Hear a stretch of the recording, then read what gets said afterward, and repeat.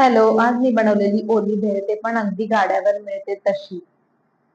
त्यासाठी मी इथे एका मोठ्या भांड्यात भेळ घेतलीये. त्याच्यात बारीक चिरलेला कांदा घातलाय, बारीक चिरलेला टोमॅटो, बारीक चिरलेली काकडी घातली आणि एक मोठा चमचा गोडा मसाला घातला. हे सगळं व्यवस्थित मिक्स करून घेतलं.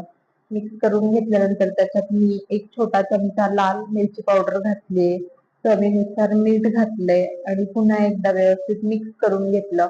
नंतर मी ह्याच्यात चिंचपाणी घातलंय. हे चिंचपाणी मी घरीच बनवलं होतं.